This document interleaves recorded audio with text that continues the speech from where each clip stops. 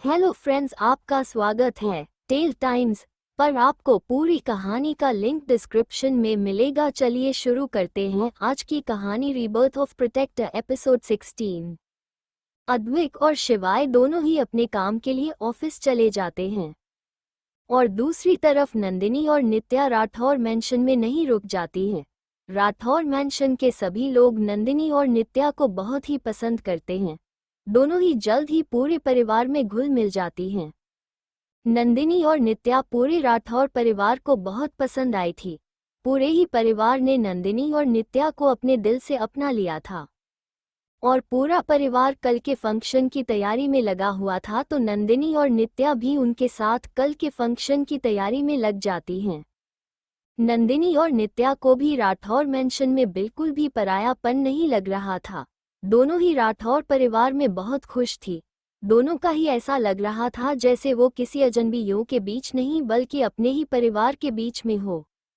नंदिनी और नित्या भी दोनों ही बहुत खुश थी, लेकिन नंदिनी और नित्या के बीच में आज थोड़ी सी अनबन थी। इसीलिए नंदिनी और नित्या आपस में बात नहीं कर रही थी। यहाँ आने से पहले नंदिनी और नित्या के बीच में जो बहस हुई थी, उस बहस को लेकर नंदिनी अभी भी नित्या से नाराज थी। लेकिन नित्या इस बात को अच्छे से समझ रही थी, पर नित्या को लग रहा था कि उसने कोई गलती नहीं की है। इसीलिए नित्या अभी नंदिनी से कोई बात नहीं कर रही थी। और ऐसे ही पूरा दिन गुजर जाता है और फिर रात में नंदिनी और नित्या को एक अलग कमरा दे दिया जाता है। दोनों बहनों को एक ही कमरा दिया गया था और दोनों एक ही कमरे को पाकर बहुत खुश थी। रात के तकरीबन 2 बजे बज रहे थे। सभी घरवाले नींद की आगोश में थे, लेकिन नंदिनी बिस्तर पर तड़प रही थी। उसके चेहरे पर पसीने की बूंदें उभरा रहे थे। नंदिनी नींद में ही किसी से बहुत ज्यादा डर रही थी। नंदिनी नींद में बड़बड़ा रही थी, लेकिन क्या बड़बड़ा रही थी ये साफ सुनाई नहीं दे रहा था। वैसे तो वह नंदिनी हर रोज ऐसे ही नींद में घबराती थी। नींद में उसकी घबराहट इतनी ज्यादा होती थी कि वह पूरी पसीने में भीग जाया करती थी और अक्सर रात में चीखने चिल्लाने लगती थी और चीखते हुए आधी रात को उठकर बैठ जाया करती थी। लेकिन जब से अद्विक उसकी जिंदगी में आया था और रातों में अद्विक जब उसे अपने सीने से लगाकर सोया करता था, तो जैसे नंदिनी का डर कहीं खो गया था। नंदिनी को रात में डर नहीं लगता था। जब जब अद्विक रात में नंदिनी को अपने सीने से लगाकर सोया था, एक भी दिन नंदिनी डरी नहीं थी। उससे कोई बुरे सपने नहीं आए थे और ना ही वो रात में चीखते हुए उठी थी। और आज रात अद्विक नंदिनी के साथ नहीं था। शायद इसीलिए नंदिनी आज बहुत ज्यादा डर रही थी। उसके बुरे सपने उसे बहुत डरा रहे थे। इसीलिए नंदिनी का पूरा शरीर पसीने से भीगा हुआ था। और तभी नंदिनी नींद में डर से चिल्लाते हुए उठकर बैठ जाती है। उसका पूरा शरीर डर से कांप रहा था। नंदिनी पूरी पसीने में भीगी हुई थी। नंदिनी के चिल्लाने से नित्या भी उठ जाती है और जल्दी से लाइट ऑन करती है, और जब नित्या नंदिनी को देखती है तो डर जाती है, क्योंकि नंदिनी इस वक्त बहुत ही ज्यादा डरी हुई थी और उसका शरीर डर से कांप रहा था। नित्या जल्दी से नंदिनी को अपने सीने से लगा लेती है। नित्या नंदिनी को शांत करते हुए बोलती है, कुछ नहीं हुआ है दी। आप उन लोगों से बहुत दूर हो। वो लोग हमारे पास नहीं आ सकते। उन लोगों की पहुंच से हम बहुत दूर हैं। कुछ नहीं हुआ है। आप बिल्कुल ठीक हो। आपने बस सपना देखा था। अभी शांत हो जाए। कुछ नहीं हुआ है दी, शांत हो जाए। नित्या नंदिनी की कमर को सहलाते हुए नंदिनी को शांत करने की कोशिश करने लगती है। नंदिनी कसकर नित्या को पकड़ लेती है और डर से कांपने लगती है, लेकिन थोड़ी ही देर में नंदिनी अपने आप को शांत करती है और नित्या से अलग हो जाती है। नित्या नंदिनी को पानी देती है और नंदिनी पानी पी लेती है। पानी पीने के बाद नंदिनी बेड से उठ जाती है और बालकनी में जाकर खड़ी हो जाती है और चांद को देखने लगती है। लेकिन आज चांद बादलों में गिरा हुआ था और सही से और साफ दिखाई नहीं दे रहा था। नित्या भी नंदिनी के पास आकर खड़ी हो जाती है। नित्या नंदिनी से माफी मांगते हुए बोलती है, मुझे माफ कर दो डी। मैं जानती हूँ कि आपकी अतीत की यादें कितनी कड़वी हैं और मैंने फिर भी आपका दिल दुखाया। आपके साथ जो कुछ भी हुआ उसका डर आपको आज भी जकड़े हुए हैं और इसीलिए आप रात में सुकून से सो नहीं पाती। आपकी पहली शादी में जो आपको दर्द मिला है, शायद उसी दर्द की वजह से आप इस शादी को अपना नहीं पा रही हो। आप अद्वैत जीजू को अपना नहीं पा रही हो। लेकिन दी जीजू आपसे बहुत प्यार करते हैं। मैंने उनकी आंखों में आपके लिए जुनून वाला प्यार देखा है। नंदनी अपने चेहरे पर एक दर्द भरी मुस्कान लाते हुए बोलती है। जानती हूँ नित्या, जैसे ये चांद बादलों में छुपा हुआ है, वैसे ही एक कड़वा सच है जो वो अभी नहीं जानते हैं, और जिस दिन ये बादल साफ हो जाएंगे तो आसमान भी साफ नजर आने लगाएगा और चांद पर जितने दाग हैं वो सब साफ नजर आ जाएंगे। जिस दिन उन्हें सच्चाई का पता चलेगा उस दिन अपनी जिंदगी से बाहर निकाल कर फेंक देंगे मुझे, और जो परिवार आज मुझ पर अपना प्यार लौटा रहा है उस दिन घिन करने लगेंगे मुझसे। नित्या नंदिनी को पीछे से हग कर लेती हैं और उदास होकर बोलती हैं, नहीं दी, और जीजू ने आपसे लीगल तरीके से शादी की है और वो आपको ऐसे छोड़कर नहीं जा सकते। तुम देखना दी, जीजू तुम्हारी सच्चाई जानने के बाद भी तुमसे ऐसे ही प्यार करेंगे जैसे आज करते हैं। नंदनी फिर से दर्द में मुस्कुराते हुए बोलती है, दिल बहलाने के लिए ख्याल अच्छा है, लेकिन सच्चाई जिस दिन सामने आएगी सभी का प्यार आईने की तरह साफ हो जाएगा। और अगर उन लोगों ने हमें ढूंढ लिया जिनसे हम छुप रहे हैं तो पता नहीं क्या होगा। फिर नंदिनी एक गहरी सांस लेती है और नित्या को बोलती है, रात बहुत हो गई है, अब हमें सोना चाहिए।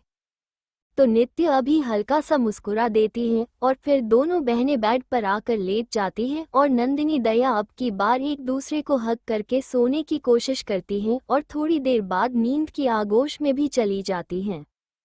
दूसरी तरफ कोलकाता में एक तकरीबन 40 साल का आदमी, कहने को आदमी 40 साल का था, लेकिन उसने अपनी बॉडी को काफ़ी अच्छे तरीके से मेंटेन किया हुआ था। काफ़ी मस्कुलर बॉडी थी उसकी और 6 पैक ऐप भी बने हुए थे। और इस वक्त एक लड़की के साथ हम बिस्तर हो रहा था और दूसरी तरफ लड़की भी मदहोश होकर उसका साथ दे रही थी। लड़का बहुत जोर जोर से झटके दे रहा था और उसी के साथ लड़की की मदहोशी भरी आवाज निकल रही थी। 40 साल का आदमी उस लड़की के नाजुक से शरीर से अपनी हवस की आग को शांत कर रहा था। आदमी कभी उस लड़की के होठों को चूम रहा था तो कभी उसकी बूब्स को मुंह में लेकर शक कर रहा था और दूसरी ब्रेस्ट को अपने दूसरे हाथ से मसल रहा था। और फिर थोड़ी देर में कमरे का माहौल बिल्कुल शांत हो जाता है। लड़का एकदम शांति से लड़की के ऊपर लेटा हुआ था। लड़का और लड़की गहरी गहरी सांसें ले रहे थे। दोनों के शरीर पसीने से भीगे हुए थे। दोनों ही काफी लंबे समय से इंटरकॉर्स कर रहे थे। लड़का लड़की से अलग होकर साइड में लेट जाता है तो लड़की उसके सीने पर सर रखकर लेट जाती है और फिर उसके सीने पर उंगली घुमाते हुए उससे पूछती है, तो मिस्टर आदिराज, उम्मीद करती हूँ कि मैंने आपको खुश किया होगा। तभी अधिराज एक घमंड भरी मुस्कान के साथ बोलता है, खुश तो तुमने मुझे बाकी बहुत कर दिया है। लड़की, वैसे आपकी तीसरी पत्नी आपको 1 हफ्ते में ही छोड़कर चली गई, ऐसा क्यों? आपके पास किस चीज की कमी है? पैसा है, पावर है, पॉलिटिकल करियर है, और आप तो बिस्तर पर भी बहुत अच्छे हैं। तभी लड़का गुस्से में वापस से उस लड़की के ऊपर आता है और गुस्से में बोलता है, लगता है अभी भी काफी एनर्जी बाकी है तुम्हारे अंदर, तो क्यों ना एक और राउंड हो जाए। इतना बोलकर वो लड़का बिना किसी वार्निंग के एंटर हो जाता है और लड़की की दर्द भरी चीख निकल जाती है और लड़का बहुत ही स्पीड के साथ और अंदर बाहर करने लगता है।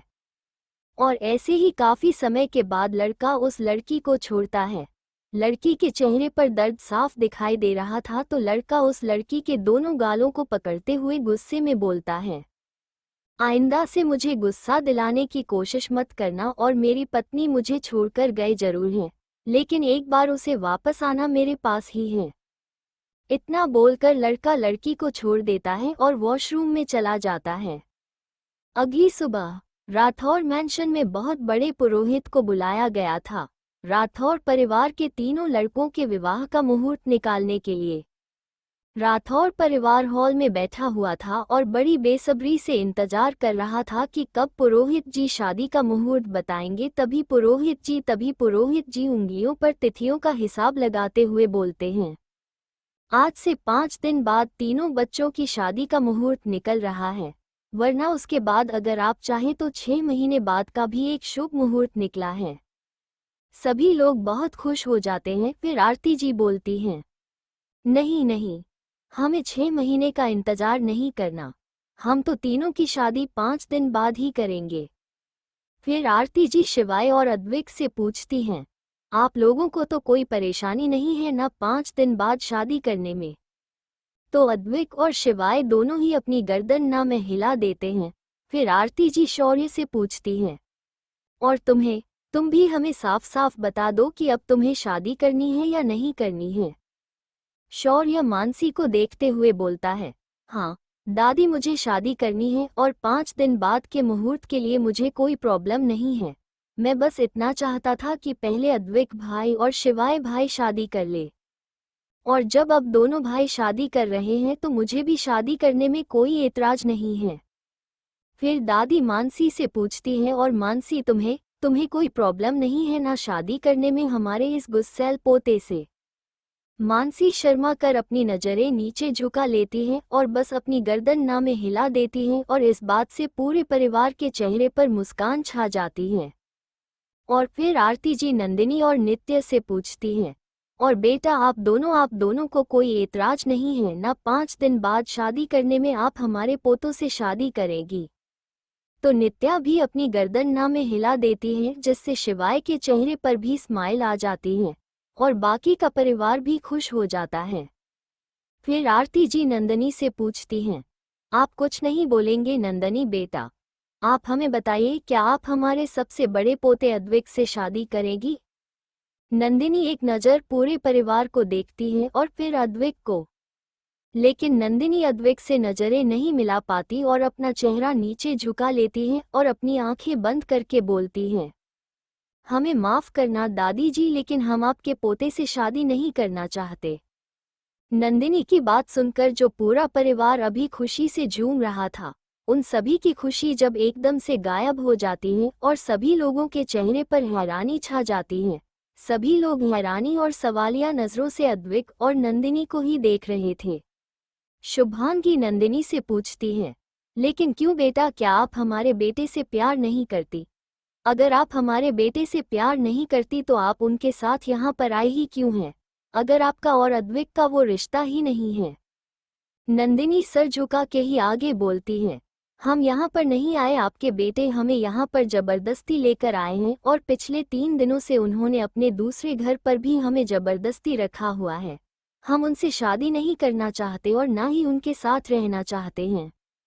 नंदिनी की सारी बातें सुनकर सभी लोगों की सवालिया नजरें अब अद्विक पर आकर टिक जाती हैं, और दूसरी तरफ आदमी का चेहरा गुस्से से काला पड़ चुका था।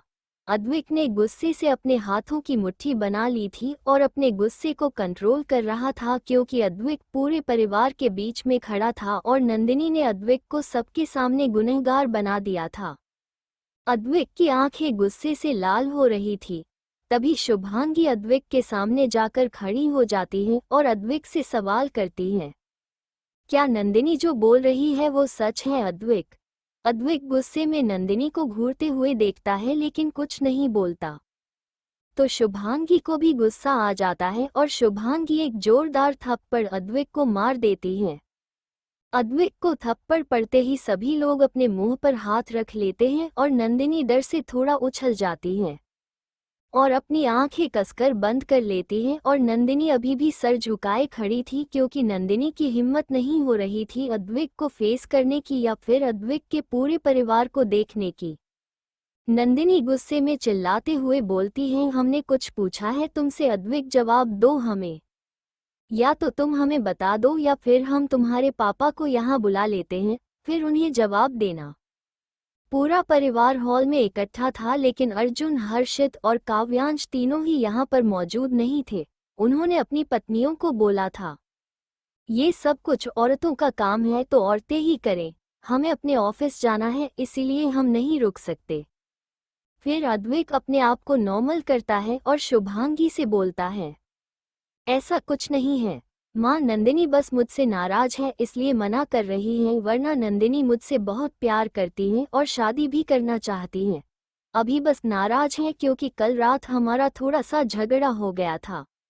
सभी परिवार वाले राहत की सांस लेते हैं, तभी आरती जी बोलती हैं, अगर ऐसी बात है तो मनाओ अपनी होने वाली बीवी को। तभी खुशी बोलती हैं, अद्वैत भैया नंदिनी भाभी को मनाएंगे। चलो अच्छी बात है, वरना तो अद्वैत भैया को ही मनाया जाता है। कोई तो हमारे घर में ऐसा आया जिसे अद्वैत भैया मनाएंगे। तभी नैना बोलती है, अद्वैत बेटा जल्दी से अपनी होने वाली बीवी को मना लो, क्योंकि आज से तो आपके दादी के फंक्शन शुरू हो जाएंगे और फिर आपके फंक्शन भी शुरू होंगे। इसलिए आप जल्द से जल्द अपनी होने वाली पत्नी को मना लीजिए।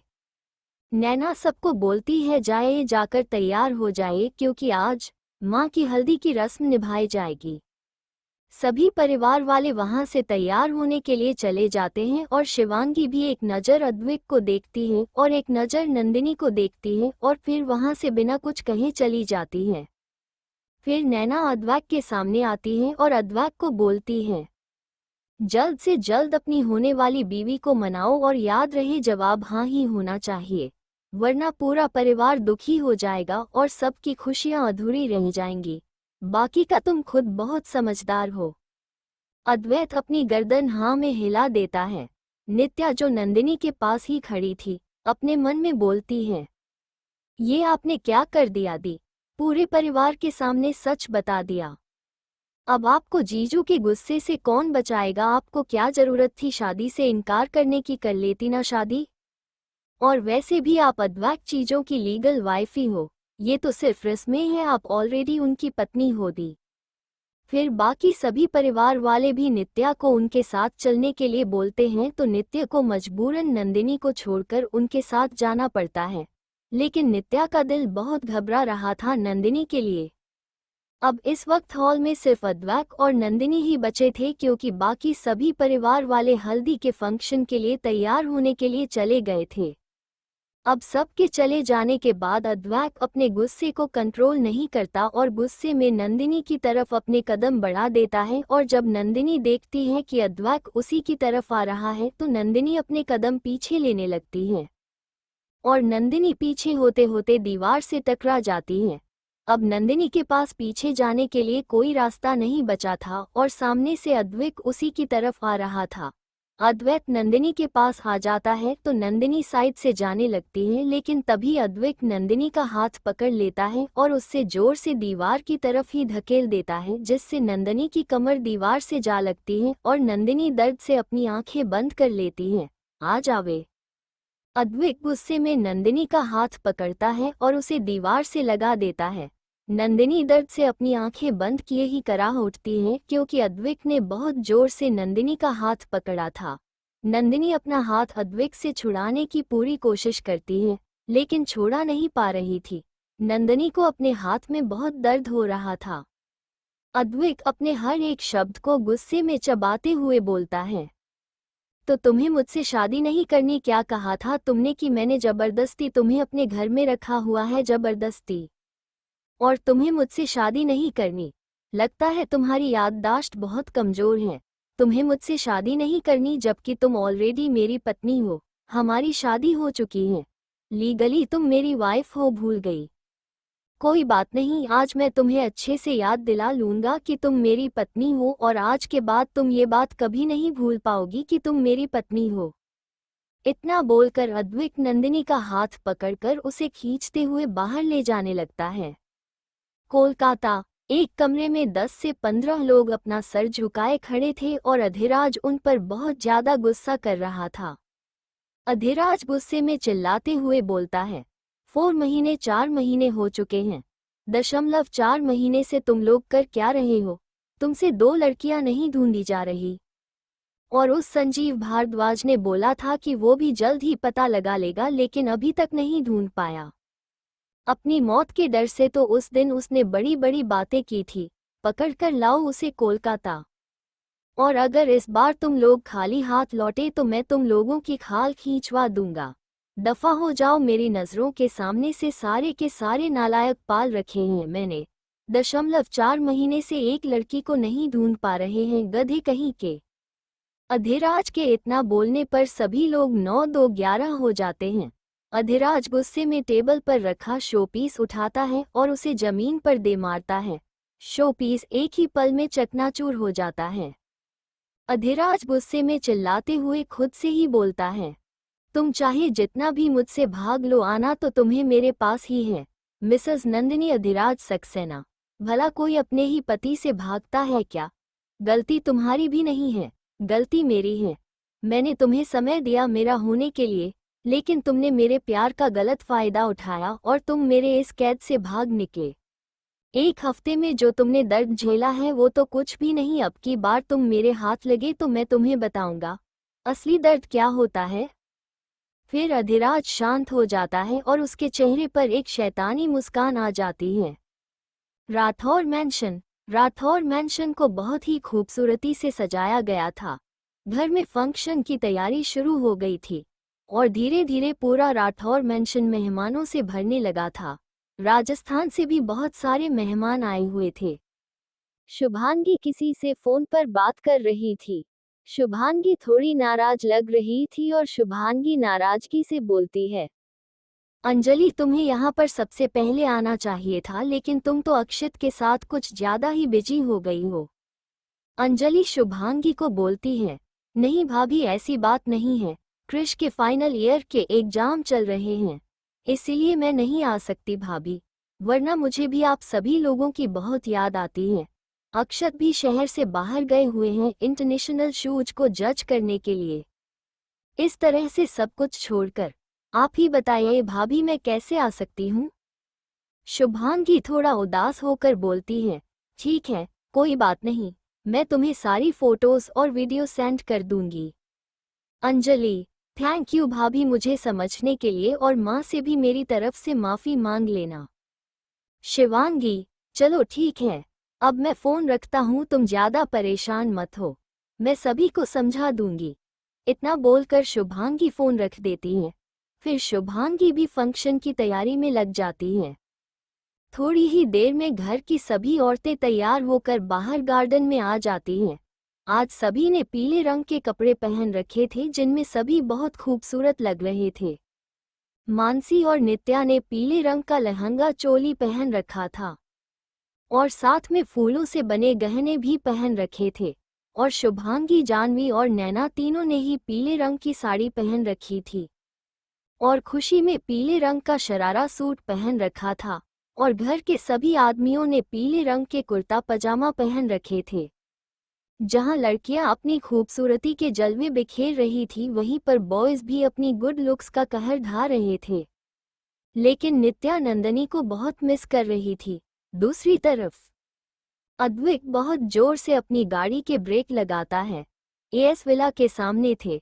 अद्विक गुस्से से गाड़ी से बाहर निकलता है और फिर नंदनी की तरफ का दरवाजा खोलता है और नंदिनी का हाथ पकड़कर उसे खींचकर बाहर निकलता है।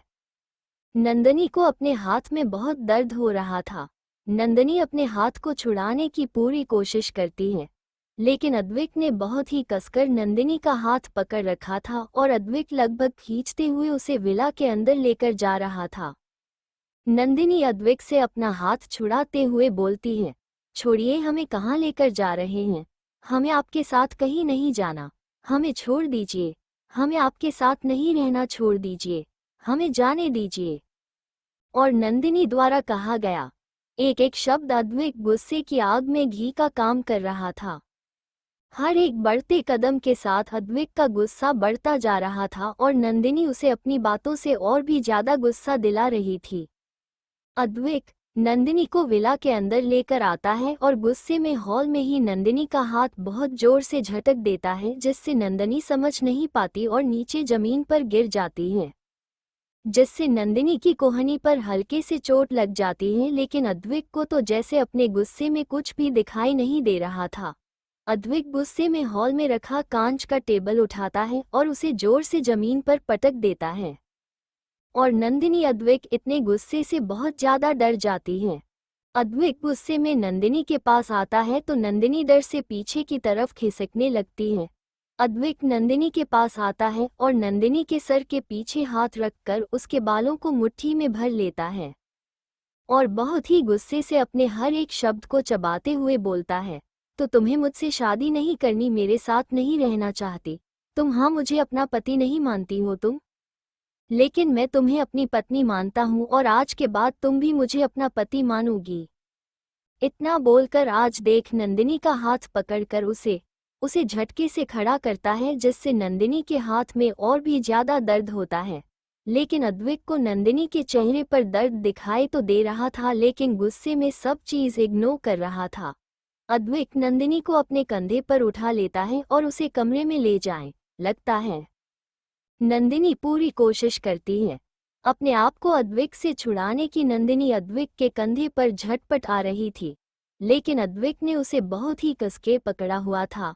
नंदिनी अद्विक की कमर पर भी अपने हाथों से मारते हैं, लेकिन जैसे अद्विक की मस्कुलर बॉडी पर तो नंदिनी की किसी भी वार का कोई असर ही नहीं हो रहा था। अद्विक नंदिनी को कमरे में लेकर आता है और सीधा बेड पर पटक देता है। नंदिनी झट से खड़ी होकर बाहर भागने की कोशिश करती है, लेकिन उससे पहले ही अद्विक नंदिनी का हाथ पकड़ लेता है और उसे पीछे की तरफ मोड़कर कमर से लगा देता है और नंदिनी का चेहरा भी दीवार के अगेंस्ट उस पॉज करता है। अब नंदिनी का चेहरा दीवार की तरफ था। नंदिनी पूरे दीवार से सटी हुई थी। अद्विक बहुत गुस्से में था। अद्विक भी अपने एक हाथ से नंदिनी का कंधा पकड़ रखा था और दूसरे हाथ से नंदिनी का हाथ पीछे की तरफ मोड़ रखा था। नंदिनी दर्द में तड़पते हुए बोलती है, क्या कर रहे हैं आप? छोड़ दीजिए, बहुत दर्द हो रहा है, प्लीज छोड़ दीजिए। अद्विक नंदिनी का हाथ छोड़ता है और उसे खुद की तरफ पलट देता है और नंदिनी को बिल्कुल दीवार से सटा देता है और खुद भी नंदिनी से बिल्कुल चिपक जाता है और अपने शरीर से ही नंदिनी को पुश करता है दीवार की तरह। अद्विक, क्या हुआ? अभी से दर्द होने लगा? अभी तो बहुत दर्द रहना बाकी है। अभी तो तुमने कुछ भी दर्द नहीं सहा है। जितना दर्द तुमने मुझे पहुंचाया है, उससे कहीं गुना ज्यादा तुम्हें खुद दर्द सहना है। नंदिनी, आखिर आप चाहते क्या हैं? छोड़िए हमें, क्यों हमारे साथ जबरदस्ती कर रहे हैं? अद्विक हल्का मुस्कुराकर बोलता है, जबरदस्ती? जबरदस्ती तो मैंने अभी की भी नहीं है और करूंगा भी नहीं, लेकिन आज मैं तुमसे अपने सारे हक लूंगा। पति नहीं मानती हो ना मुझे अपना, लेकिन आज तुम खुद मुझे पति होने के सारे अधिकार दोगी। आज मैं तुम्हें हासिल करके रहूंगा। अद्विक की बात सुनकर अब नंदिनी को भी गुस्सा आ जाता है। नंदिनी गुस्से में अद्विक बोलती है, अगर आप हमारी मर्जी के खिलाफ हमारे करीब आएंगे तो उसे जबरदस्ती ही कहते हैं।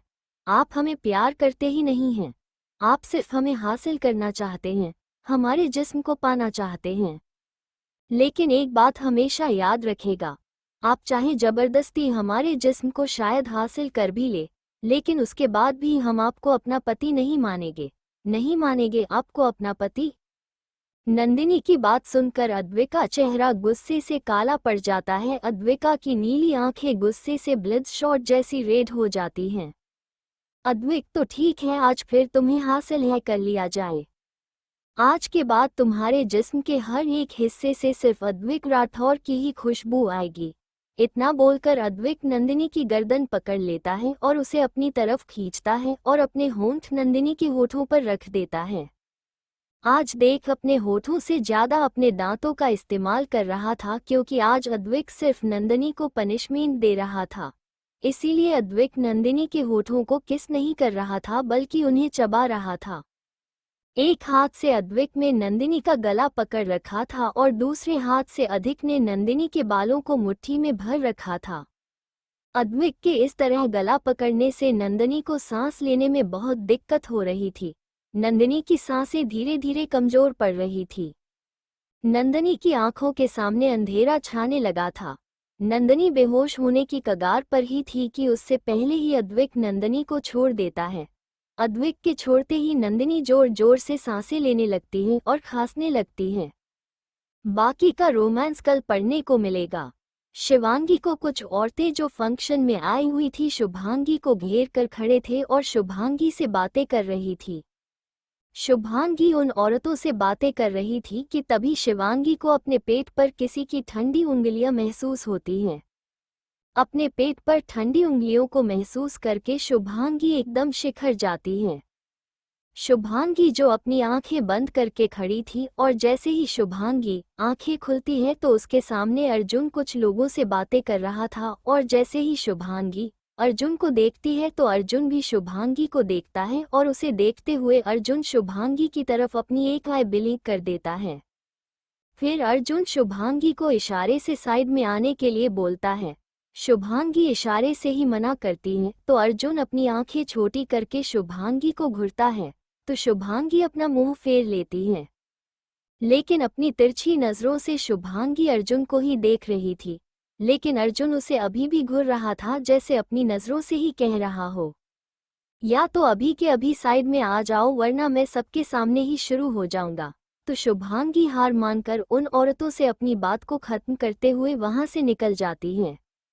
तो अर्जुन भी उन लोगों से अपनी बात खत्म करके शुभांगी के पीछे पीछे चला जाता है।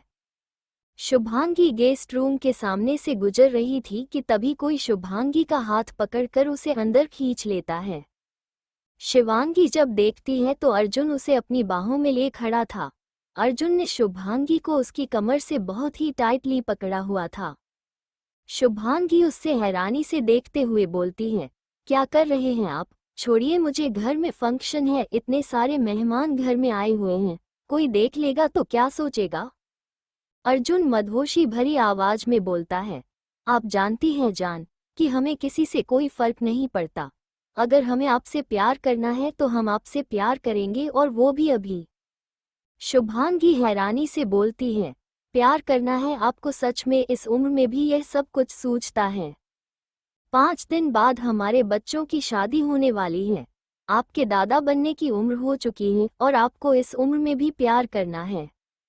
अर्जुन, जान, प्यार करने की कोई उम्र नहीं होती, और तुमसे तो मैं अपनी आखिरी सांस तक भी प्यार करूंगा। इतना बोलकर अर्जुन शुभांगी के साड़ी के पल्लू को उसके कंधे से हटा देता है और अपने होंठ शुभांगी के होठों पर रख देता है और बहुत ही प्यार से उन्हें स्मूच करने लगता है। शुभांगी हैरानी से अपनी आंखें बड़ी बड़ी करके अर्जुन को देखती है। तभी अर्जुन शुभांगी के निचले होंठ पर काट लेता है और शुभांगी अर्जुन को खुद से दूर करने लगती है, लेकिन अर्जुन उसे अपनी बाहों में टाइटली पकड़ता है और अब अर्जुन का एक हाथ शिवांगी की कमर पर था और अर्जुन धीरे से दूसरे हाथ को शिवांगी की जिस्म पर फिरहाने लगता है। शुभांगी आज भी अर्जुन के टच से सिहर जाती है। आज भी अर्जुन का टच शुभांगी की धड़कन बढ़ा देता था। अर्जुन शुभांगी के होठों को छोड़कर शुभांगी की गर्दन और कॉलर बोन को चूम रहा था। अर्जुन के बढ़ते हुए जुनून को देखकर शुभांगी डरते हुए बोलती है, सुनिए, घर में बहुत सारे मेहमान हैं और माँ का हल्दी का फंक्शन भी चल रहा है। अभी हमें छोड़ दीजिए। आपको जितना प्यार करना है आप रात में कर लीजिएगा, हम आपको नहीं रुकेंगे। शुभांगी की बात सुनकर अर्जुन गुस्से से शुभांगी की ब्रेस्ट पर काट लेता है और फिर शुभांगी की आंखों में देखकर बोलता है, जान, आप हमें मना कर रही हैं।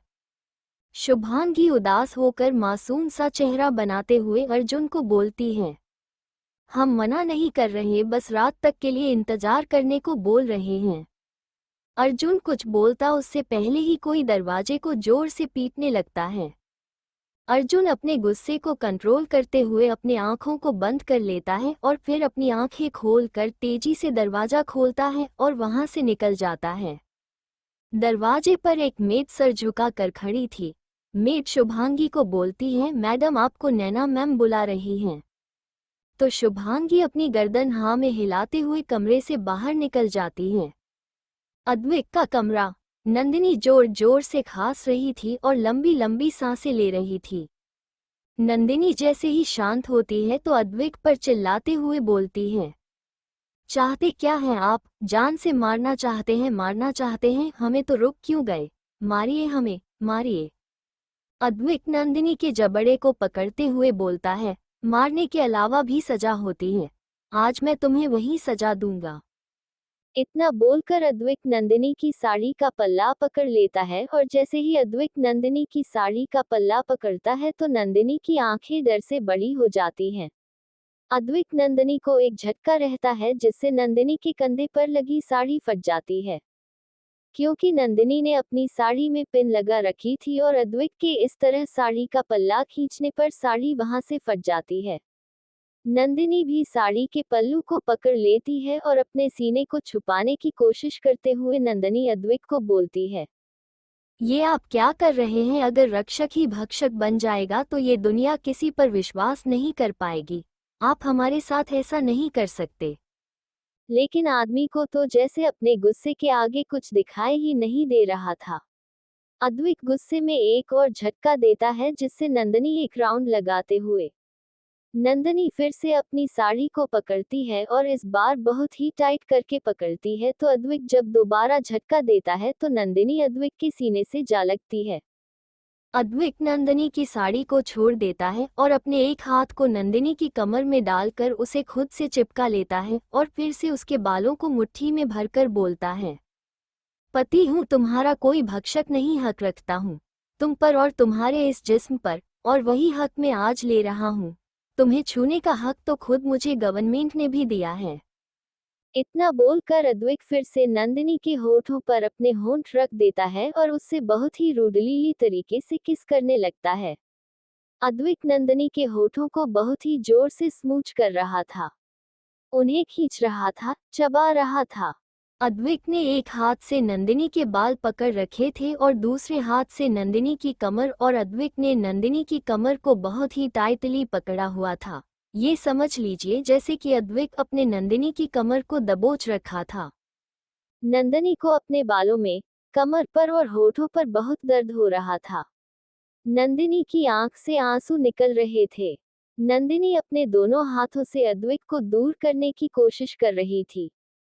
नंदिनी की साड़ी का पल्लू जमीन पर गिरा हुआ था। नंदिनी जब सांस ले रही थी तो उसका सीना बार बार अद्विक के सीने से टच हो रहा था। अद्विक फिर अपना हाथ नंदिनी के पेट को मसलते हुए नंदिनी की साड़ी की प्लेट पर आ जाता है और अद्विक गुस्से में एक ही झटके में नंदिनी की साड़ी की प्लेट्स निकाल देता है और पूरी साड़ी को उतार कर फेंक देता है। लेकिन इस बीच में अद्विक ने अपनी किस को ब्रेक नहीं किया था। अद्विक अब नंदिनी को पुश करता है और उसे पीछे धकेल देते हुए बेड तक ले आता है और फिर नंदिनी को लेकर बेड पर गिर जाता है। अद्विक नंदिनी के होठों को छोड़ अब उसकी गर्दन को चूमने लगता है और जैसे ही अद्विक नंदिनी के होठों को छोड़ता है तो नंदिनी लंबी लंबी सांसें लेने लगती है। नंदिनी के होठ बुरी तरीके से सूज गए थे। ऐसा लग रहा था जैसे नंदिनी के जिस्म का सारा खून नंदिनी के होठों में आकर जम गया हो। अद्विक नंदिनी की गर्दन को किस नहीं कर रहा था, बस अपने दांतों से वाइट कर रहा था। और अब नंदिनी अद्विक को बर्दाश्त नहीं कर पा रही थी। नंदिनी को बहुत दर्द हो रहा था। नंदिनी अपने आप से अद्विक को दूर धकेलना चाहती थी, लेकिन अद्विक ने अपना पूरा वेट नंदिनी के ऊपर डाल रखा था और अब अद्विक नंदिनी के दोनों हाथों को पकड़ता है और अपनी टाई से नंदिनी के दोनों हाथों को बांध देता है, जिससे नंदिनी और भी ज्यादा डर जाती है। नंदिनी अभी कुछ सोच पाती उससे पहले ही जोर से चर्र की आवाज आती है और नंदिनी का ब्लाउज दो हिस्सों में फटकर जमीन पर गिरा हुआ था। अद्विक नंदिनी की ब्रा को भी खींचकर फाड़ कर फेंक देता है। अब नंदिनी पूरी न्यूड अपर बॉडी के साथ आदमी के सामने थी और नंदिनी के हाथ बंधे हुए थे, जिससे नंदिनी बेबस थी। अपने आप को छुपाने में लाइट भी सारी ऑन थी और कमरे में दिन होने की वजह से पूरे रोशनी थी। नंदिनी को खुद पर बहुत ही ज्यादा तरस भी आ रहा था और शर्म भी आ रही थी। लेकिन तभी नंदिनी को अपनी ब्रेस्ट पर बेइंतहा दर्द महसूस होता है, क्योंकि अद्विक ने एक ब्रेस्ट को तो अपने मुंह में ले लिया था और दूसरे को अपने हाथ से मसल रहा था। नंदिनी का पूरा चेहरा आंसुओं से भीगा हुआ था। नंदिनी को बहुत ही ज्यादा दर्द हो रहा था। अद्विक नंदिनी से अलग होता है और अपनी शर्ट के बटन खोल लगता है। अद्विक नंदिनी के चेहरे को नहीं देखता। अद्विक की नजर बस नंदिनी के ब्रेस्ट पर थी। अद्विक अपनी शर्ट को निकाल कर फेंक देता है और फिर अपनी पेंट की बेल्ट को निकालता है और जब अद्विक अपनी बेल्ट निकलता है तो नंदिनी की सांसें उसके गले में अटक जाती हैं, क्योंकि नंदिनी को लगता है कि शायद अद्विक उसे बेल्ट से मारने वाला है उसकी तरह। लेकिन अद्विक बेल्ट को भी फेंक देता है और फिर अपनी पेंट को भी निकाल कर फेंक देता है। अद्विक इस वक्त सिर्फ अपने अंडरवियर में था।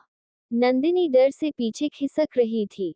अद्विक नंदिनी के पैर को पकड़कर खींचता है और उसके ऊपर आ जाता है और फिर से अपने होंठ नंदिनी के होंठ पर रख देता है। अद्विक का एक हाथ नंदिनी की ब्रेस्ट को मसल रहा था और दूसरे हाथ से अद्विक नंदिनी के पेट को मसल रहा था और फिर अद्विक अपने हाथ को नीचे ले जाते हुए नंदिनी की स्कर्ट के नोट को खोल देता है और नंदिनी की स्कर्ट को निकाल कर फेंक देता है। अद्विक नंदिनी के ऊपर इस तरह से लेटा हुआ था कि नंदिनी 1 इंच भी हिल नहीं पा रही थी। अद्विक नंदिनी की कॉलर बोन को चूमते हुए नीचे आता है और फिर से दूसरी ब्रेस्ट को अपने मुंह में ले लेता है और उसे जोर से शक करने लगता है और दूसरी ब्रेस्ट को अपने दूसरे हाथ से मसलने लगता है। थोड़ी ही देर में अद्विक ने नंदिनी की दोनों ब्रेस्ट को लाल कर दिया था। फिर अद्विक थोड़ा सा और नीचे आता है तो नंदिनी के पेट को चूमने लगता है। फिर अद्विक नंदिनी के पेट को चूमते हुए थोड़ा और नीचे आता है और फिर अपने एक हाथ से नंदिनी की पैंटी को भी फाड़ कर फेंक देता है। और अब नंदिनी पूरी न्यूड उसके आंखों के सामने थी। अद्विक वापस से नंदिनी के ऊपर आता है और उसकी गर्दन को चूमने लगता है और अद्विक एक हाथ से नंदिनी के पेट को मसलते हुए नंदिनी के प्राइवेट पार्ट पर ले जाता है। और अब नंदिनी की सांसें जैसे उसके गले में अटक गई थी। नंदिनी को सांस नहीं आ रही थी। अद्विक अपने एक हाथ से नंदिनी के प्राइवेट पार्ट को सहला रहा था। अद्विक नीचे से पूरी तरह से हार्ड हो चुका था जो नंदिनी को साफ साफ महसूस हो रहा था। और फिर अद्विक नंदिनी के चेहरे को देखता है जो कि इस वक्त रो रो कर पूरी तरीके से लाल हो गया था। नंदिनी का पूरा चेहरा आंसुओं से भरा हुआ था और नंदिनी के चेहरे को देखकर अद्विक के दिल में भी बेइंतहा दर्द होता है। अद्विक अपना हाथ नंदिनी के प्राइवेट पार्ट से हटाते हुए नंदिनी के सर के पास रखता है और अपना चेहरा नंदिनी के चेहरे के बिल्कुल करीब लेकर आते हुए नंदिनी को बोलता है, रोलेक्स, इससे आगे कुछ नहीं करूंगा मैंने बस आज तुम्हारे और मेरे बीच के सारे पर्दे हटाए हैं। अब तुम्हारे और मेरे बीच में कोई पर्दा नहीं है, जो कि एक पति और पत्नी के बीच में होना भी नहीं चाहिए। लेकिन बस आज आगे नहीं बढ़ रहा हूँ मैं, लेकिन जब 5 दिन बाद हमारी शादी दोबारा होगी उसके बाद मैं रुकूंगा नहीं। और अब अगर तुमने माँ से शादी के लिए मना किया तो इससे आगे बढ़ने में मुझे जरा भी देर नहीं लगेगी और उसके अगले ही पल तुम अपनों को मरा हुआ अपनी आंखों के सामने पाओगी, समझी? अद्विक गुस्से में चिल्लाते हुए बोलता है, समझी या नहीं? नंदिनी डर कर अपनी गर्दन जोर से हाँ में हिला देती है। अद्विक अगले ही पल नंदिनी को छोड़कर उसके ऊपर से उठ जाता है और वॉशरूम में चला जाता है। उसके जाते ही नंदिनी जल्दी से ब्लैंकेट से खुद को कवर कर लेती है और ब्लैंकेट के अंदर मुंह को छिपाकर रोने लगती है। नंदिनी अद्विक से बहुत ज्यादा डर गई थी। अद्विक का गुस्सा नंदिनी के दिल में बैठ गया था। अद्विक के वॉशरूम में जाने के बाद नंदिनी फूट फूट कर रोने लगती है, लेकिन नंदी अपने मुंह से एक आवाज भी निकलने नहीं देती क्योंकि नंदिनी को डर था, कहीं अद्विक ने सुन ली तो पता नहीं अद्विक क्या करेगा। दूसरी तरफ अद्विक वॉशरूम में ठंडे पानी की शावर के नीचे खड़ा था और पानी बर्फ जैसा ठंडा था क्योंकि इस वक्त अद्विक के शरीर में आग लगी हुई थी।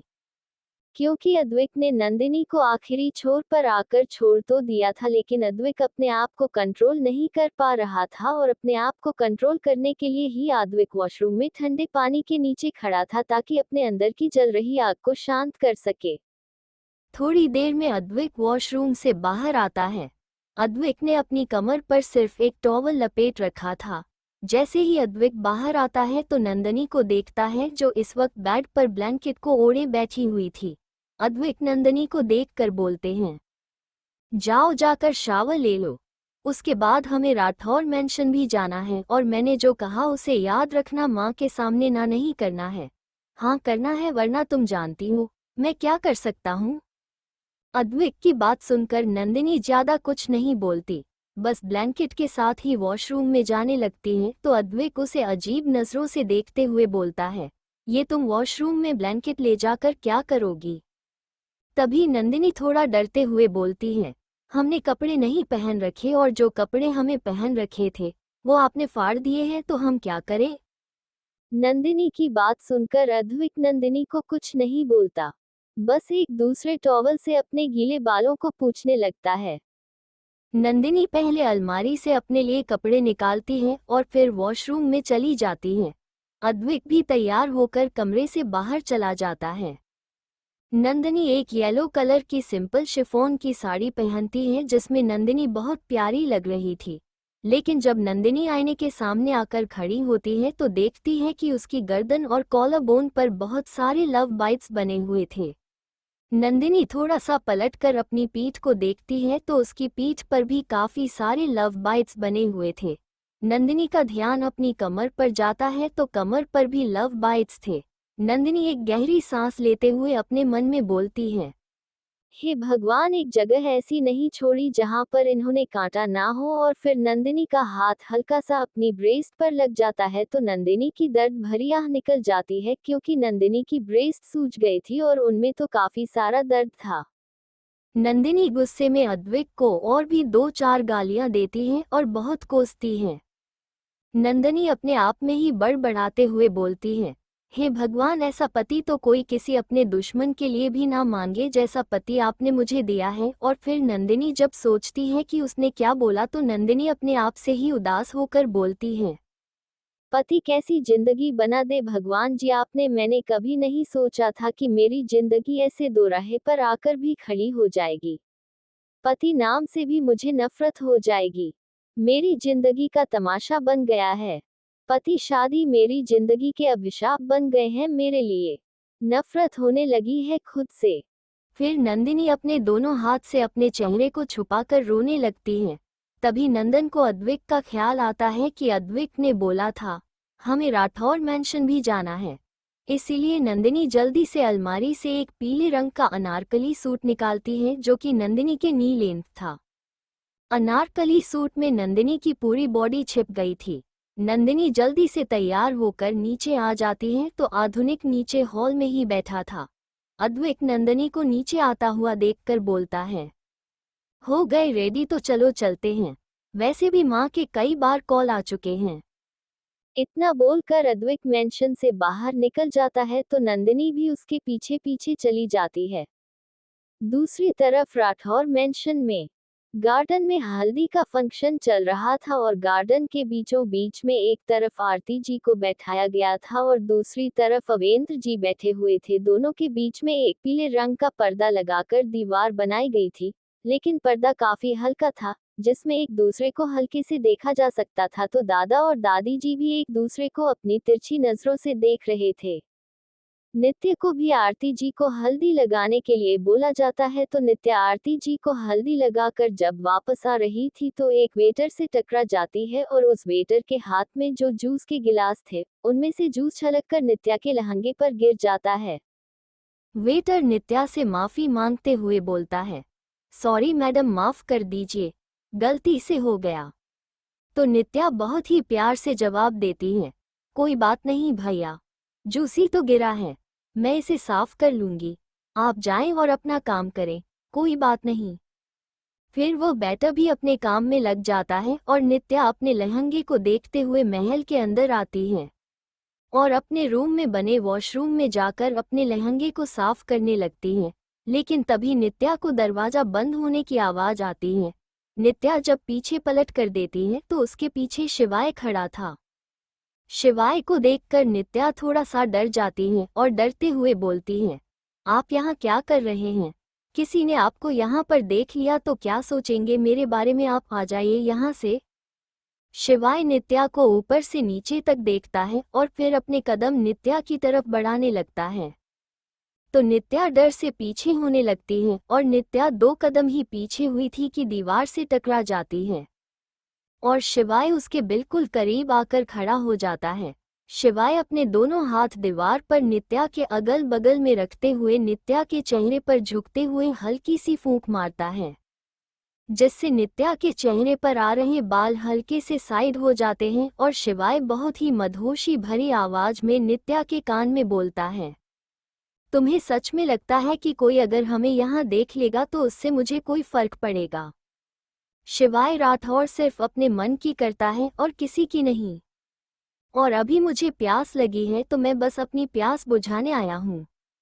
नित्या, अगर आपको प्यास लगी है तो आप किचन में जाए पानी पीने के लिए मेरे पास क्यों आए हैं, और वो भी वॉशरूम में। यहाँ आपको पानी थोड़ी ना मिलेगा। शिवाय अपने एक हाथ को नित्या के गाल पर रखता है और अपने हाथ के अंगूठे से नित्या के होठों से हिलाते हुए बोलता है, जिसकी तलब मुझे लगी है वो पानी नहीं, तुम्हारे ये होंठ हैं और मेरी प्यास इन्हीं से बुझेगी। इतना बोलकर शिवाय नित्या के होठों पर झुकने लगता है तो नित्या अपने होठों पर अपने हाथ रख देती है, जिससे शिवाय गुस्से में नित्या को बोलता है, हाथ हटाओ नित्या। नित्या अपनी गर्दन ना में हिलाते हुए बोलते हैं, नहीं, आप अभी हमें किस नहीं कर सकते। इस वक्त हम अपने घर पर नहीं बल्कि राठौर मेंशन में हैं, और यहाँ पर हम आपकी पत्नी बनकर नहीं आए हैं बल्कि होने वाली पत्नी बनकर आए हैं। और किसी ने अगर आपको हमारे साथ यहाँ ऐसे वॉशरूम में देख लिया तो सभी लोग हमारे बारे में बातें बनाने लगेंगे, इसलिए हम आपसे रिक्वेस्ट करते हैं, प्लीज आप यहाँ से चले जाइए। लेकिन शिवाय को तो जैसे नित्या की कोई भी बात सुनाई ही नहीं दी थी। शिवाय अपने हाथ से नित्या के हाथ को उसके होठों से हटाते हुए दीवार से लगा देता है और एक हाथ नित्या की कमर में डालकर उसे खुद से चिपका लेता है और दीवार की तरह पॉज करते हुए अपने होंठ नित्या के होठों पर रख देता है। और ऐसा होते ही नित्या अपनी आंखें बड़ी बड़ी करके शिवाय को देखने लगती है। शिवाय बहुत ही पैशन के साथ नित्या के होठों को स्मूच कर रहा था और नित्या के होठों से अपनी प्यास बुझाने लगता है। शिवाय नित्या के निचले होंठ को स्मूच करते हुए खींचता है, जिससे नित्या को अपने होठों पर दर्द होने लगता है।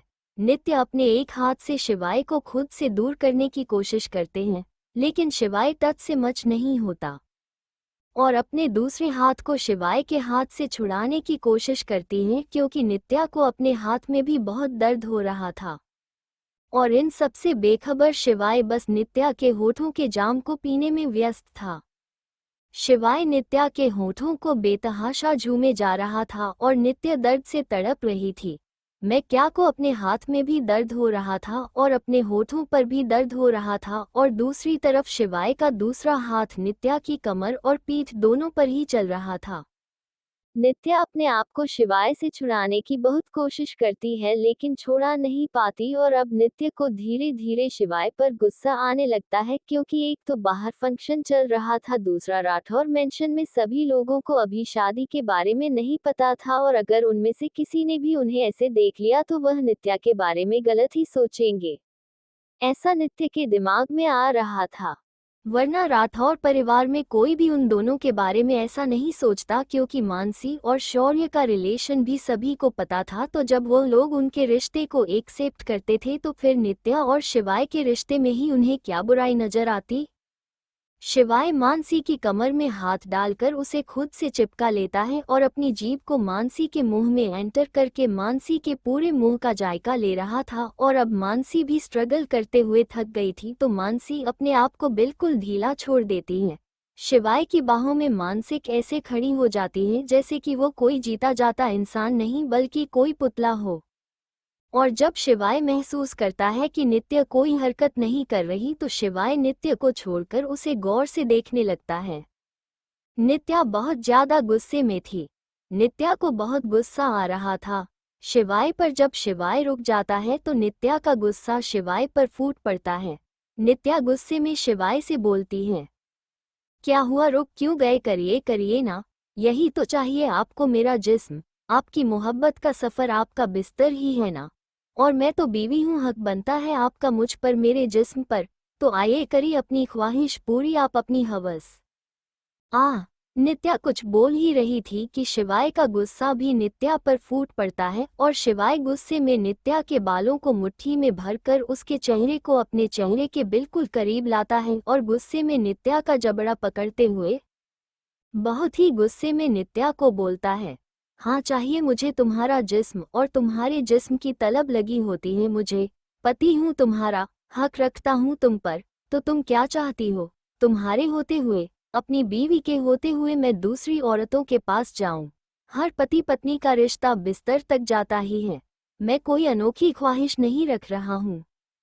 अगर तुम्हें अपने बिस्तर तक नहीं लेकर आऊंगा तो और किसे अपने बिस्तर पर लेकर आओ।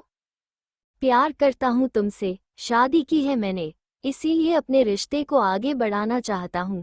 अपने बीच की दूरियों को कम करना चाहता हूँ। ये जो हम दोनों के बीच में एक दीवार है ना, उसे गिराकर अपने रिश्ते को आगे बढ़ाना चाहता हूँ। अपने रिश्ते को मजबूत करना चाहता हूँ मैं।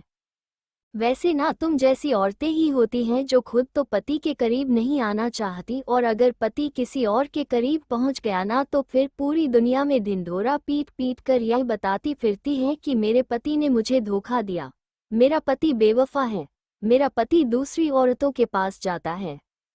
नित्या, आपको अगर दूसरी औरतों के पास जाना है तो आप जा सकते हैं। मुझ पर इल्जाम ना लगाएं। मैं आपको नहीं रोक रही और ना ही कभी रोकूंगी। एंड डोंट वरी, मैं दुनिया में ढिंढोरा पीट पीट कर यह भी नहीं कहूंगी कि मेरा पति बेवफा है, मेरा पति धोखेबाज है, मेरा पति दूसरी औरतों के सोता है। अब प्रेम का गुस्सा 7वें आसमान पर पहुंच जाता है। प्रेम गुस्से में नंदिनी का दुपट्टा उसके जिस्म से हटाकर दूर फेंक देता है और नित्या को बेड पर धकेल देते हुए उसके ऊपर आ जाता है। प्रेम नित्या के दोनों हाथ को पकड़कर उन्हें बेड पर दबा देता है और फिर प्रेम गुस्से से नित्या को बोलता है, तुम शायद दुनिया की पहली औरत होगी जो अपने पति को दूसरी औरतों के पास भेजना चाहती है, लेकिन मैं इतना गिरा हुआ नहीं हूँ कि अपनी बीवी के होते हुए दूसरी औरतों के पास चला जाऊं। नित्या हैरानी से मगर खामोशी से ही प्रेम को देख रही थी और सुन रही थी। और रही बात तुम्हें अपने बिस्तर तक लाने की, तो शादी होने दो दोबारा से पूरे परिवार के सामने, फिर पूरा परिवार खुद तुम्हें मेरे बिस्तर तक पहुंच जाएगा। अगर रात भर मैंने भी तुम्हें दर्द में ना तड़पाया तो मेरा नाम भी शिवाय राठौर नहीं। उस रात में तुम्हारे जिस्म का एक एक अंग तोड़ कर रख दूंगा। अब शिवाय राठौर अपनी सुहागरात पर ही तुम्हारे करीब आएगा और ये सुहागरात तुम जिंदगी भर नहीं भूलेगी। और एक और बात अपने छोटे से दिमाग में बैठा लो, मेरे जिस्म पर और मेरे बिस्तर पर सिर्फ मेरी बीवी का हक है और किसी औरत का नहीं। मेरी बीवी की जगह कोई नहीं ले सकता और तुम्हें पूरी जिंदगी मुझे ऐसे ही झेलना है। मेरे बिस्तर पर तुम्हें पूरी जिंदगी बितानी है और मेरी जिस्म की आग, या फिर तुम्हारी भाषा में बोलूं तो मेरे हवस को भी तुम ही मिटाओगे। इतना बोलकर प्रेम नित्या को ऐसे ही बिस्तर पर छोड़ देता है और कमरे से बाहर निकल जाता है और नित्या बस एक तक शिवाय को देखती रह जाती है। उसे कुछ समझ में नहीं आता कि अभी थोड़ी ही देर में क्या से क्या हो गया और शिवाय उससे सच में प्यार करता है।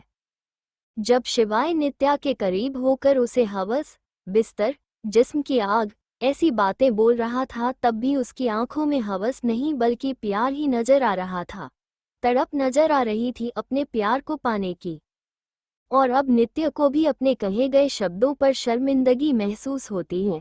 नित्या को अपनी गलती का एहसास होता है कि गुस्से में आकर उसने शिवाय को क्या क्या बोल दिया। लेकिन अगले ही पल नित्या को शिवाय की सुहागरात वाली बात याद आती है और उस बात को याद करते ही नित्या का गला सूख जाता है और नित्या को अभी से ही डर लगने लगता है। शौर्य का कमरा। शौर्य मानसी का हाथ पकड़कर उसे अपने कमरे में लेकर आता है तो मानसी शौर्य से अपना हाथ छुड़ाते हुए बोलती है, शौर्य आप क्या कर रहे हैं? बाहर दादी का हल्दी का फंक्शन चल रहा है और आप मुझे यहाँ कमरे में लेकर आए हैं। आप मुझे कमरे में क्यों लेकर आए हैं?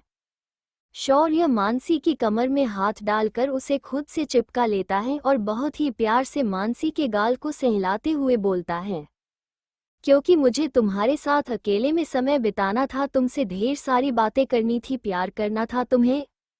जब भी तुमसे बात करने के लिए जाता हूँ तो पूरा परिवार जैसे हम दोनों के बीच में आ जाता है। जब भी तुम्हारे करीब आने लगता हूँ कोई ना कोई बीच में आकर टपक जाता है। मानसी भी मुस्कुराकर अपनी दोनों बाहें शौर्य की गर्दन में डाल देती हैं और फिर बहुत ही प्यार से अपनी मीठी आवाज में शौर्य को बोलती हैं, मैं जानती हूँ कि आपको मुझसे क्या बात करनी है। आप मुझसे शादी के बारे में बात करना चाहते हैं। आखिर इतने समय बाद फाइनली हमारी शादी होने वाली है, और वो भी बिल्कुल वैसे जैसे आप चाहते थे। आप चाहते थे कि आपके दोनों बड़े भाई की पहले शादी होनी चाहिए। अद्विक भैया और शिवाय भैया दोनों की शादी के बाद ही आप शादी करना चाहते थे। इसीलिए आपने ना जाने पूरे परिवार को क्या क्या बोला। जैसे कि आपने परिवार वालों को बोला कि मैं मानसी पर कोई भी जबरदस्ती नहीं करना चाहता।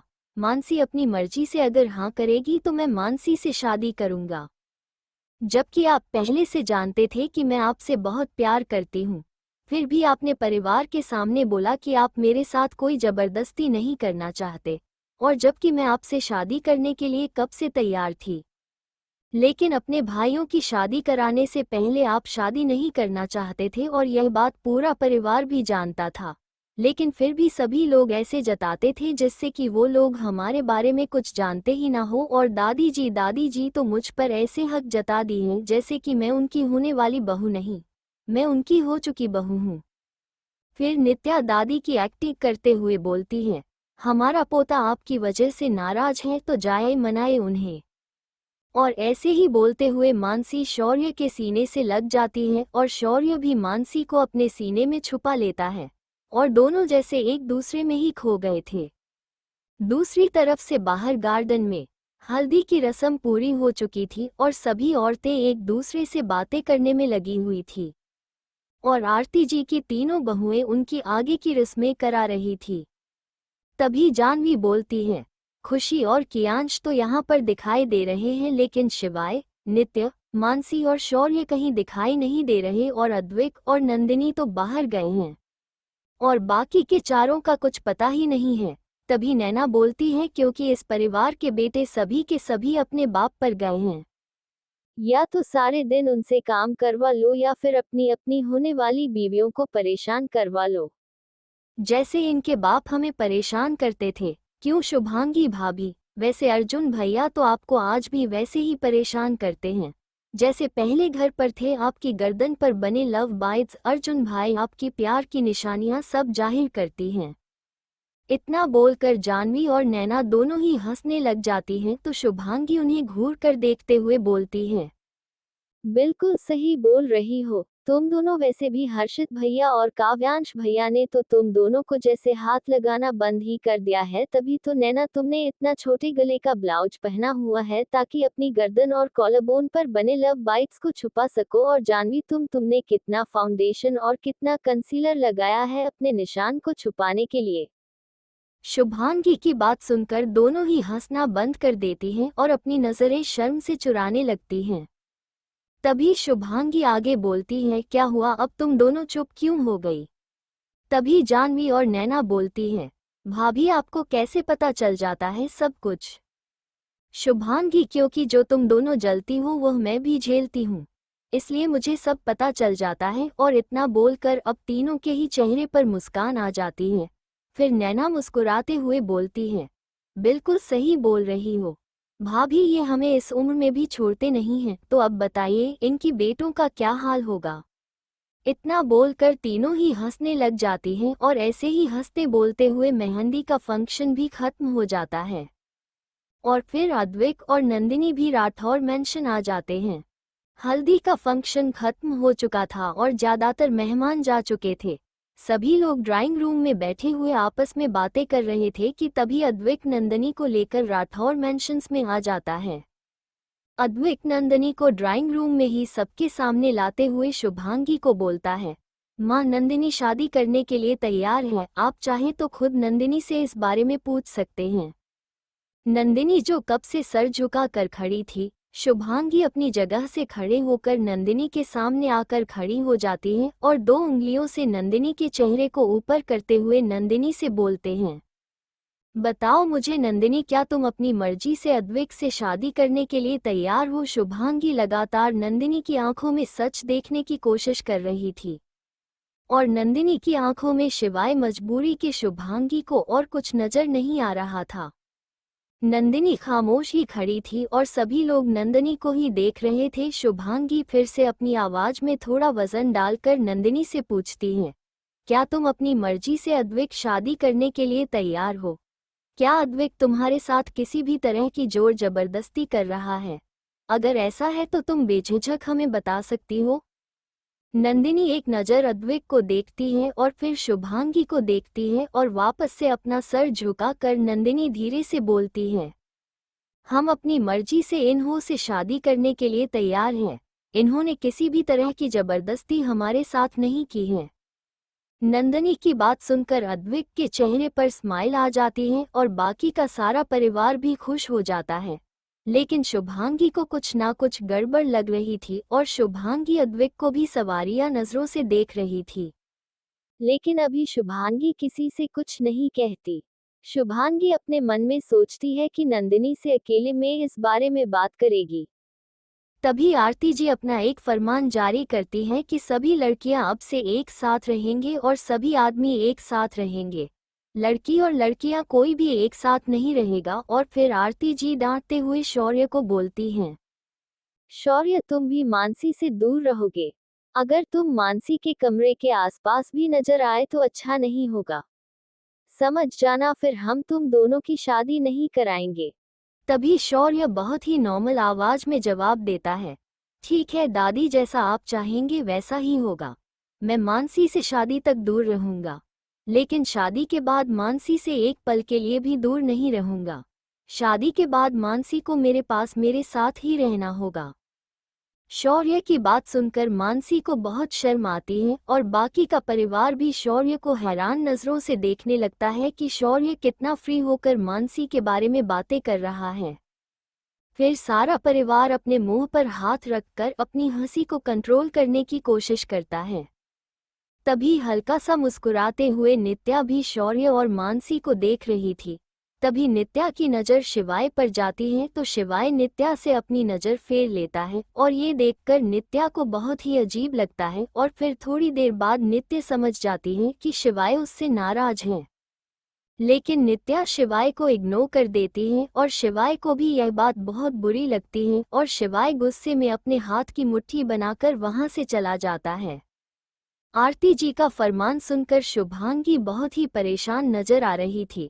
शुभांगी परेशान होकर वहां से जाने को होती है कि तभी आरती जी उसे रोक देती हैं और थोड़ी देर ऐसे ही सभी लोग हंसी मजाक करते हैं और फिर उसके बाद सभी लोग अपने अलग अलग कमरों में चले जाते हैं जो उन्हों के लिए तैयार किया गया था। सभी औरतें अलग कमरे में थीं और सभी आदमी अलग कमरे में थे। शुभांगी परेशान होकर अपनी करवट बदल रही थी कि तभी शुभांगी अपनी कमर पर किसी की ठंडी उंगलियां महसूस करती है। शुभांगी के पास और कोई नहीं बल्कि अर्जुन ही आया था और शुभांगी भी यह बात अच्छे से जानती थी। अर्जुन थोड़ी बहुत देर में उसके पास आने ही वाला है क्योंकि अर्जुन शुभांगी के बगैर नहीं रह सकता था और शायद शुभांगी को भी अब अर्जुन की जैसे तलब लग चुकी थी। इसीलिए काफी देर से शुभांगी को भी नींद नहीं आ रही थी क्योंकि शिवांगी को अर्जुन की बाहों में सोने की आदत थी और अर्जुन को शुभांगी के आधे से ज्यादा ऊपर सोने की आदत थी। लेकिन शुभांगी को एहसास होता है कि इस वक्त शुभांगी इस कमरे में अकेली नहीं है बल्कि जानवी और नैना भी उसके साथ इसी कमरे में है। तो शुभांगी अर्जुन को कुछ बोलने ही वाली होती है कि तभी अर्जुन शुभांगी के होठों पर उंगली रखकर उसे चुप रहने का इशारा करता है और धीरे से शुभांगी को अपनी गोद में उठा लेता है और फिर कमरे से बाहर निकल जाता है। अर्जुन शुभांगी को अपनी गोद में लिए अपने कमरे की तरफ बढ़ने लगता है। तभी शुभांगी अर्जुन को बोलती है, आप हमें अपने कमरे में क्यों ले जा रहे हैं? आप जानते हैं ना, माँ ने बोला है कि शादी तक सभी अलग अलग रहेंगे, तो फिर आप माँ की बात क्यों नहीं मान रहे? अर्जुन, क्योंकि मैं किसी भी हाल में तुमसे अलग नहीं रह सकता। तुम मेरे दिल की धड़कन हो। अगर दिल से धड़कन ही दूर हो जाएगी तो इंसान जिंदा नहीं रह पाएगा। फिर अर्जुन शुभांगी के चेहरे की तरफ झुकते हुए बोलता है, और तुम क्या चाहती हो, मैं मर जाऊं? तो शुभांगी जल्दी से अर्जुन के होठों पर हाथ रखकर अपनी गर्दन में हिलाते हुए बोलती है, मरे आपके दुश्मन। अर्जुन अपने होठों पर शुभांगी के हाथ को महसूस करके धीरे से शुभांगी के हाथों को चूम लेता है और फिर शुभांगी को अपने कमरे में ले जाता है। और कमरे में लाने के बाद अर्जुन शुभांगी को बड़े ही प्यार से बिस्तर पर लेट आता है और फिर खुद शुभांगी को अपनी बाहों में लेकर सो जाता है और शुभांगी भी अर्जुन की बाहों में आते ही नींद की आगोश में चली जाती है। अगली सुबह आज घर में दो फंक्शन थे, एक तो अद्विक, शिवाय और शौर्य की हल्दी का और दूसरा मेहंदी का। आज हल्दी और मेहंदी दोनों ही सभी को लगने वाली थी। दिन में हल्दी का फंक्शन होने वाला था और रात में मेहंदी का फंक्शन, तो इसीलिए घर में सभी लोग तैयारी में लगे हुए थे। घर की सारी औरतें तैयारी में बहुत ज़्यादा बिजी थी। नैना ड्राइंग एरिया को डेकोरेट करा रही थी और बाहर गार्डन का डेकोरेशन नैना में ऑलमोस्ट कंप्लीट कर दिया था। थोड़ी बहुत परेशान बची थी तो बाहर के लोग कर रहे थे। अभी ड्राइंग रूम क्या काफ़ी सारा डेकोरेशन का एरिया बच गया था, इसीलिए नैना ड्राइंग एरिया को अपने सामने डेकोरेट करा रही थी। तभी एक आदमी नैना को बोलता है, मैडम जी यहाँ पर हमें झिलमिल वाली लाइट नहीं मिल रही है, वो कहाँ रखी है? नैना अपना सर पकड़ते हुए बोलती है, अरे वह तो स्टोर रूम में रखी है और स्टोर रूम का ताला लगा रखा है और उसकी चाबी तो शुभांगी भाभी पर है। एक काम करो, तुम थोड़ी देर रुको, बाकी का डेकोरेट करो, मैं भाभी से चाबी लेकर आती हूँ। इतना बोलकर नैना शुभांगी से चाबी लेने के लिए शुभांगी के कमरे की तरफ जा ही रही होती है कि तभी कोई उसका हाथ पकड़कर एक कमरे में खींच लेता है। नैना गुस्से में कुछ कहने की वाली होती है कि तभी नैना देखती है कि सामने हर्षित खड़ा है। नैना हैरानी से बोलती है, आप मुझे जहां कमरे में क्यों लेकर आए हैं? बाहर इतना सारा काम पड़ा है और आप मुझे यह कमरे में लेकर आए हैं। क्या हुआ, क्यों लेकर आए हैं? कोई काम था क्या आपको? हर्षित नैना की कमर को पकड़कर खुद के करीब करते हुए बोलता है, हाँ, बहुत जरूरी काम है। कल रात से तुम मुझसे दूर दूर भाग रही हो, तुम्हें तो मेरा ख्याल ही नहीं है। बेटी की शादी में इतना खो गई कि पति को भूल गई। हर्षित की बात सुनकर नैना हैरानी से हर्षित को देखते हुए बोलती है, अच्छा तो आप मुझे यहाँ पर अपना रोमांस करने के लिए लेकर आए हैं, तो मैं आपके लिए जानकारी के लिए बता दूं, मुझे बहुत काम है और अपनी आदत सुधार लीजिए। अब आपकी उम्र रोमांस करने की नहीं है, समझे? नैना की बात सुनकर हर्षित नैना की कमर को और कसकर पकड़ते हुए बहुत ही मदहोशी में बोलता है, रात में बिस्तर पर जिस हिसाब से तुम्हारी सिसकियां आज भी निकलती हैं, लगता नहीं है मुझे कि मेरी परफॉर्मेंस में कोई कमी रह जाती है। हर्षित की बात सुनकर नैना की आंखें हैरानी से बड़ी हो जाती हैं और शर्म से दोनों गाल लाल। नैना शर्माते हुए बोलते हैं, आप बहुत बेशर्म होते जा रहे हो, आपको शर्म नहीं आती ऐसी बातें करते हुए? हर्षित शरारती लहजे में नैना को बोलता है, अगर शर्म करता तो शौर्य और खुशी इस दुनिया में नहीं आते। हर्ष की बात सुनकर नैना हैरानी से अपनी आंखें बड़ी बड़ी करके हर्षित को देखने लगती है और हर्षित नैना की तरफ अपनी एक आई ब्लिंक कर देता है। फिर हर्षित धीरे से नैना के कान में बोलता है, and now I want you. नैना और भी हैरानी से हर्षित को देखने लगती है और अपनी गर्दन न हमें हिलाते हुए हर्षित से दूर भागने की कोशिश करने लगती है, लेकिन हर्षित नैना को उसकी कमर से और भी ज्यादा टाइट करके पकड़ लेता है और फिर उससे पीछे खींचते हुए बिस्तर तक ले आता है। और नैना हर्षित से छूटने के लिए पूरी कोशिश कर रही थी, लेकिन हर्षित से छूट नहीं पा रही थी। नैना हर्षित को गुस्से में चिल्लाते हुए बोलते हैं, आप पागल हो गए हैं, आप ऐसा कैसे सोच सकते हैं, आप ऐसा कैसे कर सकते हैं? वहाँ इतने सारे मेहमान हैं, इतना सारा काम है और आपको ये सब करना, और वो भी अभी? नहीं, छोड़िए मुझे जाने दीजिए, अभी कुछ नहीं करना, छोड़ दीजिए। हर्षित नैना को बिस्तर पर धक्का दे देता है और खुद उसके ऊपर आते हुए नैना के दोनों हाथों को पकड़कर बिस्तर पर प्रेस करते हुए बोलता है, ये सब कुछ तो रात में मुझसे दूर रहने से पहले सोचना चाहिए था।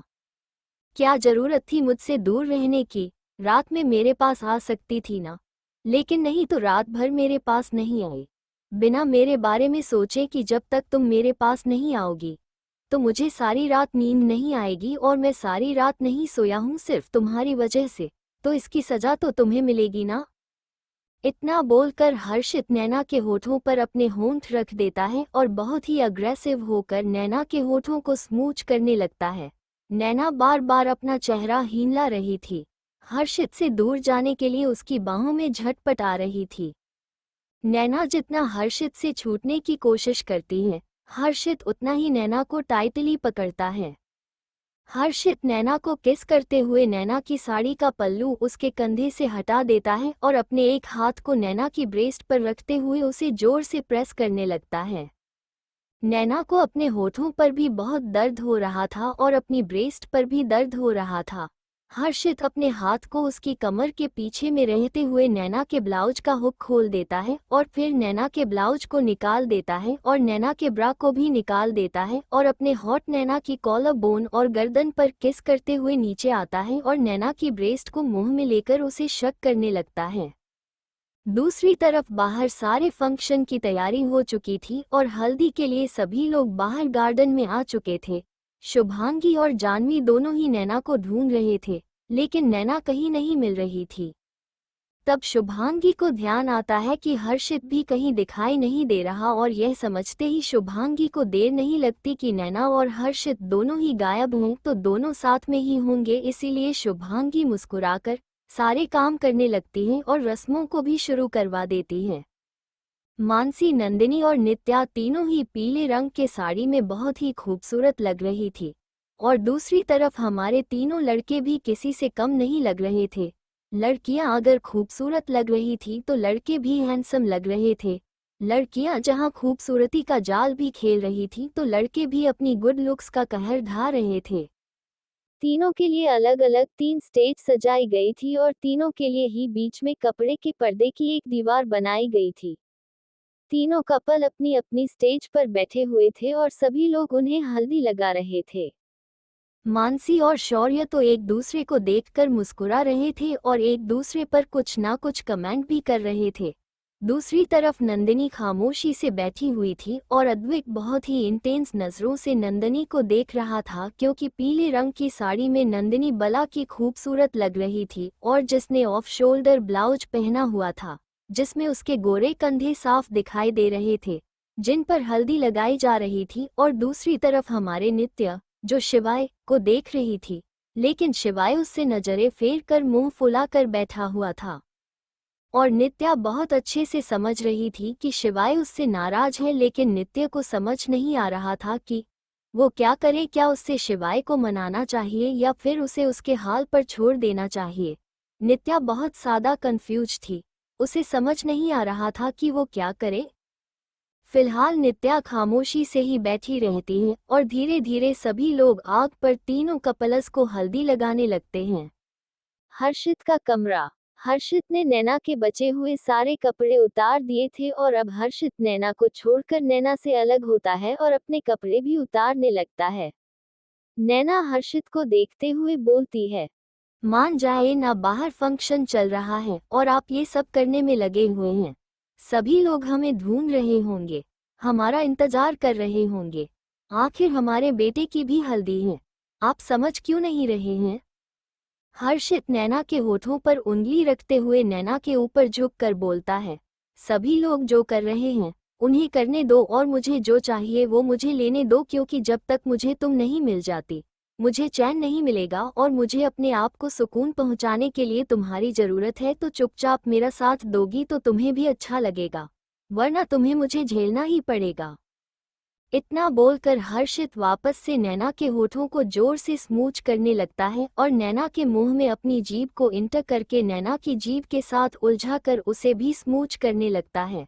हर्षित के दोनों हाथ नैना की पूरी बॉडी पर चल रहे थे। हर्षित नैना की ब्रेस्ट को अपने हाथों से मसल रहा था। हर्षित नैना की गर्दन और कॉलर बोन को चूमते हुए वापस से नीचे आकर नैना की ब्रेस्ट को स्मूच करता है और फिर उन्हें शक करने लगता है। फिर हर्षित और नीचे आता है और नैना के पेट पर बेतहाशा चूमने लगता है और जगह जगह पर अपने लव बाइट्स की निशानी भी छोड़ने लगता है। ना चाहते हुए भी नैना हर्षित के अग्रेसर बिहेवियर से खुद को मदहोश होने से नहीं रोक पा रही थी। नैना की मदहोश में सिसकियां निकल रही थी जो हर्षित को और भी ज्यादा अग्रेसित कर रही थी और नैना के हाथ अब हर्षित के कंधे, पीठ और उसके बालों में चल रहे थे। नैना के चेहरे पर पसीने की बूंदें उभरने लगी थी। हर्षित नैना के पैरों को खोलते हुए वापस से नैना के ऊपर आता है और नैना के होठों पर अपने होंठ रखकर एक ही झटके के साथ नैना में शामिल हो जाता है। झटके से शामिल होने की वजह से नैना की आंखें बड़ी हो जाती हैं और नैना की आंखों के कोने से आंसुओं की बूंद निकल जाती हैं। नैना की चीख तो उसके मुंह में ही दबकर रह जाती है, क्योंकि हर्षित ने नैना के होठों को अपने होठों से बंद कर रखा था। इसलिए नैना ब्लैंकेट को मुट्ठी में कस लेती है और थोड़ी ही देर में कमरा नैना की सिसकियों से भर जाता है। हर्षित भी अपनी स्पीड में कोई कसर नहीं छोड़ता। आज भी हर्षित नैना को कंप्लीटली सेटिस्फाई करता है, जिससे नैना ना चाहते हुए भी हर्षित जब भी उसके करीब आता था तो उसकी मदहोशी में मदहोश होकर हर्षित का साथ देने लगती थी, और आज भी ऐसा ही हुआ। नैना भी हर्षित का पूरा साथ दे रही थी और दोनों ही अपने लव मेकिंग को एंजॉय कर रहे थे। और दूसरी तरफ फंक्शन खत्म होने को आया था। तभी शौर्य देखता है कि ना तो उसके पापा नजर आ रहे थे और ना ही उसकी माँ नजर आ रही थी, तो हर्षित शुभांगी से पूछता है, माँ, नैना माँ और हर्षित पापा कहाँ है? दिखाई नहीं दे रहे। तो शुभांगी शौर्य को समझाते हुए बोलती है, बेटा वो किसी जरूरी काम में बिजी हैं, इसीलिए तुम्हें दिखाई नहीं दे रहे, वो अंदर घर में ही हैं। इससे आगे शौर्य कुछ नहीं पूछता। सभी लोग बहुत खुश थे क्योंकि सभी लोग आने वाले खतरे से अनजान थे। तो कौन है जो राठौर परिवार की खुशियों पर ग्रहण लगाने वाला है, जानने के लिए पढ़ते रहिए मेरी स्टोरी मेरे हमसफर क्या करोगे मेरी हिफाज। Thank you for listening. मुझे उम्मीद है आपको ये स्टोरी पसंद आई होगी। अगर आपको पसंद आई है तो प्लीज़ लाइक और कमेंट करना ना भूलें और मोर स्टोरीज के लिए सब्सक्राइब करें। मिलते हैं नेक्स्ट वीडियो में।